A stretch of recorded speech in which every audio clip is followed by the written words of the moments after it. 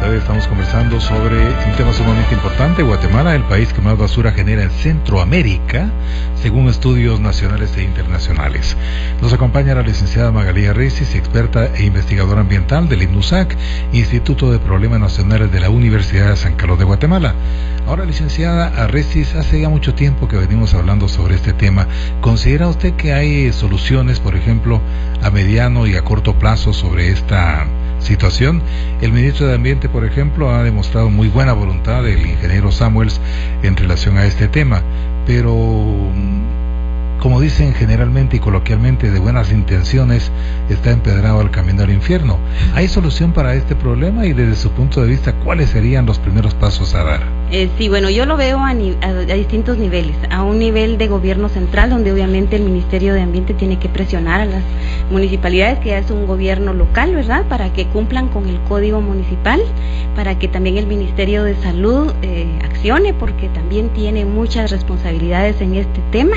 Y voy a referirme brevemente a lo de los desechos hospitalarios particularmente, ¿verdad?, que son un foco terrible de contaminación y que en algunos casos pues estarán tratando, pero en la mayoría no, ¿verdad? Y entonces eso es cuestionable. Perdón que le interrumpa, ¿Sí? Siempre he tenido esa duda, por ejemplo, ¿a dónde van a parar todos los desechos hospitalarios cuando amputan brazos, piernas, las gasas, la sangre y todo eso? ¿A dónde va a parar? Mire, qué interesante que usted tocó ese tema. Cuéntenos. Sí, bueno, depende si está en buenas condiciones o no. Hay incineradores que se están utilizando para eso, para esa eliminación, pero soy sincera, no tengo en este momento, solo recuerdo que en algún momento estuvo descompuesto el incinerador y que ese era un verdadero problema y estaban solamente enterrando las cosas, ¿verdad? Y eso era lo biológico, y no digamos todos los fármacos descompuestos o que de alguna manera ya estaban en un nivel de peligrosidad, ¿verdad? Bueno, me refiero a eso, entonces al nivel central, donde están los ministerios, a nivel local de las municipalidades, y me voy también al nivel de las personas, de los ciudadanos, las ciudadanas, que también tenemos mucho que ver, ¿verdad? Y que en la medida de lo posible, que no estemos pagando el servicio de extracción de basura, que es una parte nada más. Luego preguntarle al señor del camión, mire, ¿y para dónde lleva usted esa basura, verdad? Porque es otra cosa. ¿Y sabe usted qué hacen con eso? Y esa presión es una presión de hormiga, si quiere usted, que va poco a poco a exigir que cada quien haga y cumpla su función. A corto plazo pensaría que la solución la tiene las municipalidades en el momento de dar un verdadero ordenamiento de la disposición y tratamiento de los desechos sólidos. ¿Eso lleva tiempo? Sí, pero si no empiezan ellos a hacer ya sus planes de manejo y sus proyectos para poder hacer verdaderos rellenos sanitarios, estamos lejos de lograrlo. Pensaría que otra solución pues es la educación, que siempre va a salir, ¿verdad? Y la conciencia, porque yo puedo estar educada, saber qué es lo bueno y lo malo, y sigo haciendo lo malo porque me resulta más barato. Entonces no debemos como evadir esa responsabilidad, y que también que como consumidores somos quienes más desechos estamos generando también.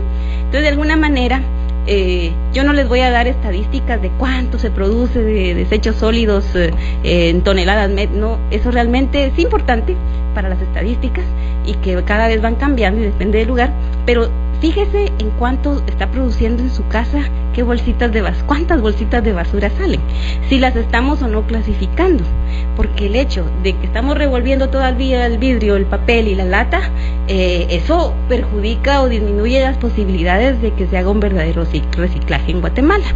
Entonces hay varios elementos, como le digo, que van a nivel personal, a nivel de la comunidad, a nivel de la alcaldía. Por supuesto, la alcaldía tiene la responsabilidad legal para poder tener que velar por este tema, pero en la medida que la población no ayude, también va a ser mucho más difícil que se pueda hacer. Pensar en que en algún lugar tienen que estar esos rellenos sanitarios. A nadie le gusta tener el relleno sanitario frente a su casa, a nadie, pero tenemos que tratar de encontrar alguna solución para buscar esa alternativa, porque pues ya nos dimos cuenta que somos una sociedad de alto consumo, sobre todo en los centros urbanos, y que la mayoría de gente pues se deslinda de su problema, se lo traslada a otra persona, pero no tratan de buscar o pagar porque el tratamiento sea el más adecuado.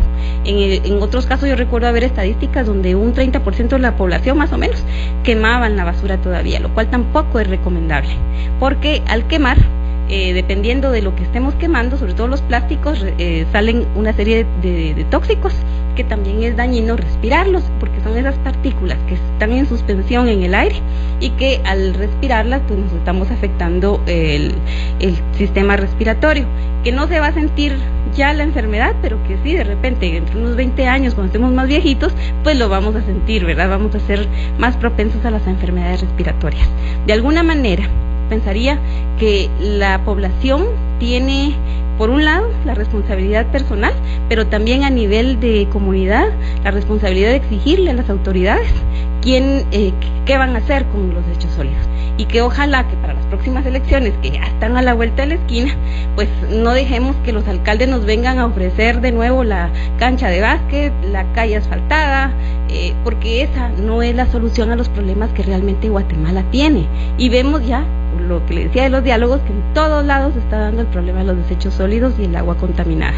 Así que esperamos que la población también exija más a las autoridades y que de alguna manera participen en la solución de este problema que se genera en las casas, en las fábricas, industrias, centros recreativos, en todos lados estamos generando desechos, y que pues después de actividades, un ejemplo es que después de actividades públicas no haya que estar barriendo todos los desechos, ¿verdad? Detrás de la procesión viene la gente barriendo, y eso no debería. Simplemente responsabilizarnos de la basurita que estoy generando, la meto en mi bolsa y hasta que encuentre un basurero la voy a disponer ahí, pero no tirarla en la calle porque estoy pagando mi boleto de ornato, ¿verdad? Esa tampoco es la respuesta a un problema que se está dando, y que en Guatemala todavía vemos que en las primeras lluvias los drenajes se colapsan gracias a la acumulación de desechos sólidos que todavía son arrastrados por la lluvia cuando repentinamente se dan al inicio de la época de lluvia.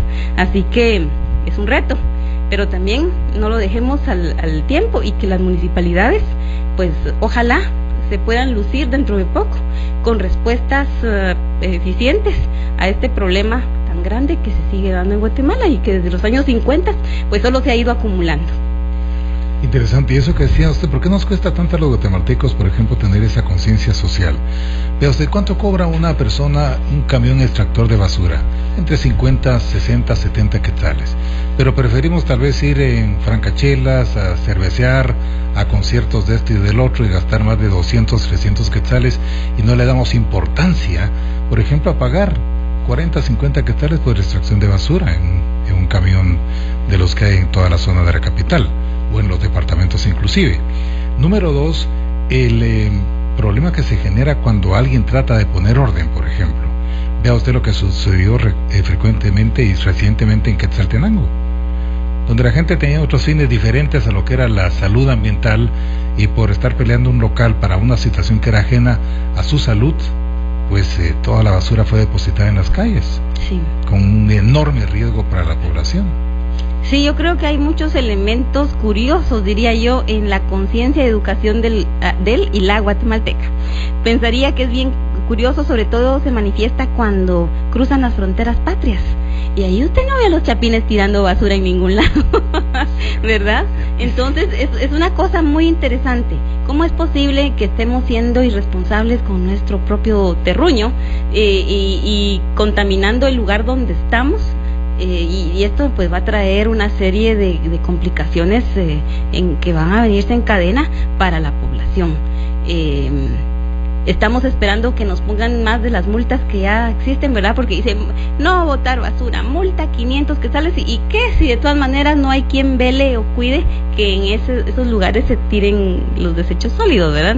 Sinceramente, habrá que buscar los mecanismos para que las mismas personas de la comunidad vean quién está pagando, quién no está pagando. El que no pueda pagar, pues de repente ayudarlo, subsidiarlo, que pague menos.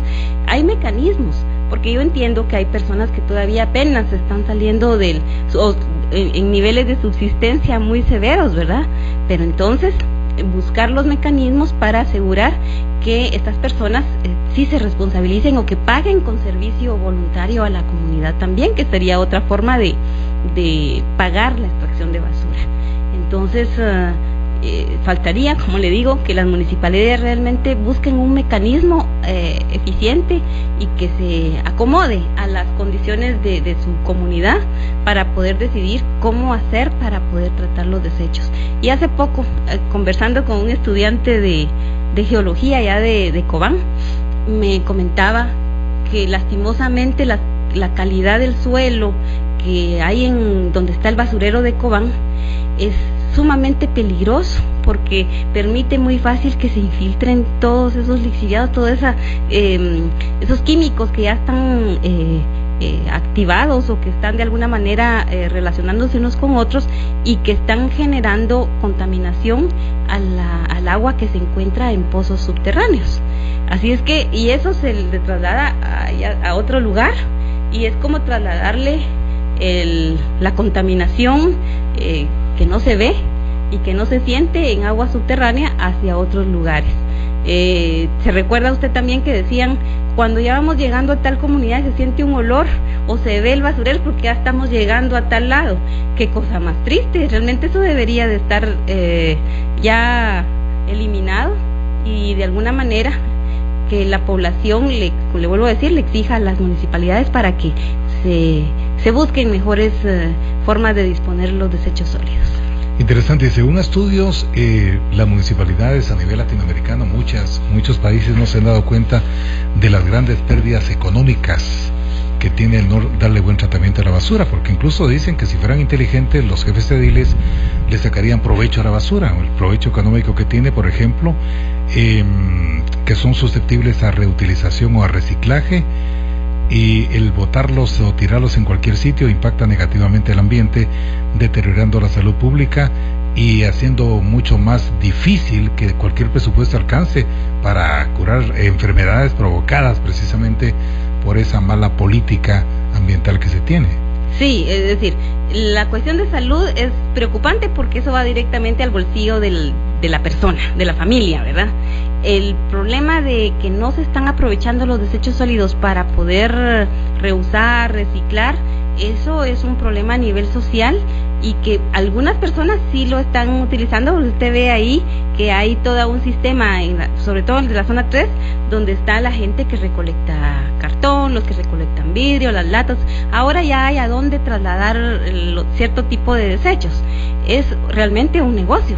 Y yo recuerdo que en los años 90 se empezaba con el reciclaje del vidrio y habían campañas para poder reciclar el vidrio, lo cual era bueno, pero eso lo hacía la empresa privada que le interesaba ya no tener que producir el vidrio, sino que reciclarlo, porque eso les resultaba más económico.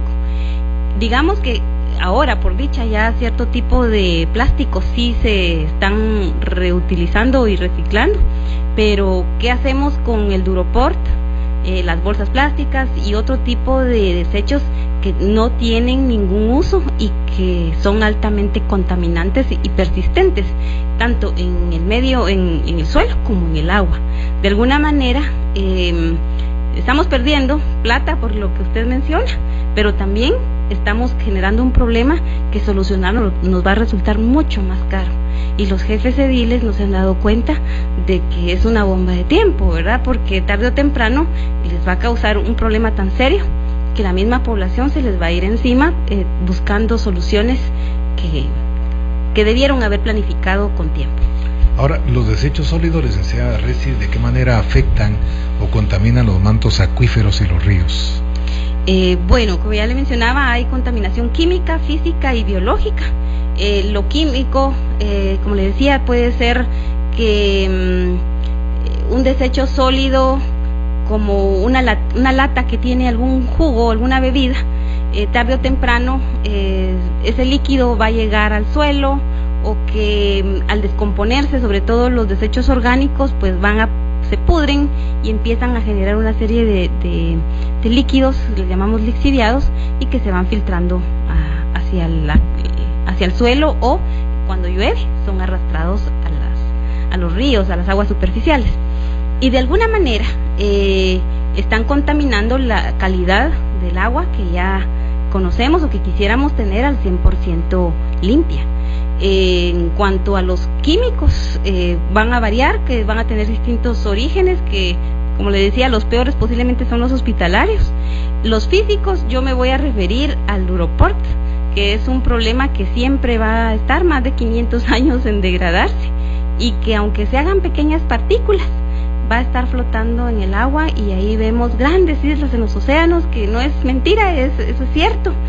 Tenemos, creo que, no recuerdo el nombre del muchacho, apellido Izquierdo, que hizo todo un recorrido, un guatemalteco tomando fotografías a través del océano Atlántico, y que también documentó los problemas en Punta de Manabique, donde está almacenada la cantidad de desechos sólidos que han llegado flotando por todo el río Motagua. Por otro lado, sin irse tan lejos, como ya decía, Chinautla es el ejemplo de cómo esos desechos sólidos en la cuestión física y biológica y química están afectando el lugar. Por otro lado, lo biológico, que no se ve, pero que de alguna manera se está manteniendo. Tenemos una serie de compuestos que se crean al hacer interacción unas cosas con las otras, y que de alguna manera están afectando la calidad del agua. Tendríamos que tener muestras para decir qué es el tipo de contaminante que puede haber en algún lugar, y eso realmente es una recomendación: pedirle a las personas que lleven muestras de agua, que averigüen cómo se toma la muestra, para estar seguros de que el agua que tienen en su casa es realmente potable, y que, porque la usamos para lavarnos los dientes, la usamos para bañarnos, y bañándonos tomamos agua, ¿verdad? Y entonces es siempre un riesgo, ¿verdad? Tampoco podemos estar dependiendo del agua embotellada, que es un negocio que es otro tema, ¿verdad?, que tenemos que discutirlo, pero que de alguna manera, si el agua municipal siguiera siendo potable como cuando usted y yo éramos niños, que podíamos agarrar agua del chorro y con toda la confianza beberla, pues ojalá pues ahora también lo pudiéramos hacer, ¿verdad? Entonces solo es cuestión también de llevar esas muestras periódicamente, hacer un análisis. La facultad,